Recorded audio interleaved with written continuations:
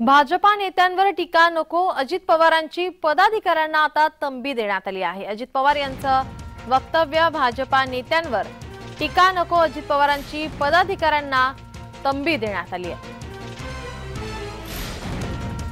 आपले प्रतिनिधी रोहन कदम आपल्या सोबत जोडलेले आहेत। रोहन, या संदर्भात काय अधिकची माहिती? नक्कीच नीलम, खरं तर काल जी आहे ती मुंबईमध्ये राष्ट्रवादी काँग्रेस पक्षाची अजित पवार गटाची जी आहे ती बैठक बोलवण्यात आलेली होती आणि या बैठकीमध्ये जिल्हाध्यक्ष असतील, राज्यभरातले शहराध्यक्ष असतील, विविध शहरांचे आणि कार्याध्यक्ष असतील, या सगळ्यांची जी आहे ती अजित पवारांनी एक अर्थाने शाळाच घेतलेली पाहायला मिळाली होती।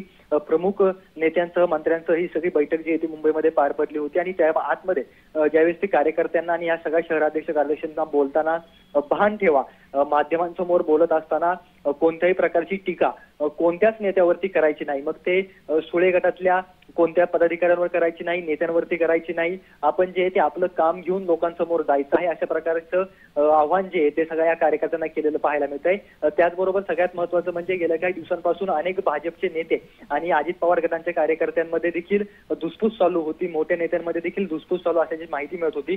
त्यामुळे अनेक जे अजित पवार गटाचे जे नेते आहेत ते स्पष्टपणे भाजपच्या नेत्यांच्या विरोधामध्ये बोलत असताना पाहायला मिळत होते आणि त्यामुळे ही सगळी जी काही ट्रिपल इंजिनचं सरकार आहे त्या सरकारला चालवण्यासाठी जो आहे तो नाहक त्रास होऊ शकतो, अशा प्रकारचं विधान देखील अजित पवार यांनी यावेळी केलेलं पाहायला मिळू शकतं। हे सरकार आपल्याला सामंजस्यपणाने चालवायचं आहे आणि यासाठी जी आहे ती कार्यकर्त्यांनी आणि नेत्यांनी कुठल्याच माध्यमांवरती बोलत असताना कोणत्याच नेत्यावरती टीका करू नये, यासाठी मी स्वतः म्हणजे अजित पवार आणि सुनील तटकरे हे खंबीर आहोत, आम्ही माध्यमांना उत्तरं देऊ, आम्ही बोलू, तुम्ही कोणी बोलू नका, अशा प्रकारची तंबी जी आहे ती अजित पवारांनी यावेळी दिलेली पाहायला मिळाली। नीलम, धन्यवाद रोहन, तुम्ही दिलेल्या सविस्तर माहितीसाठी।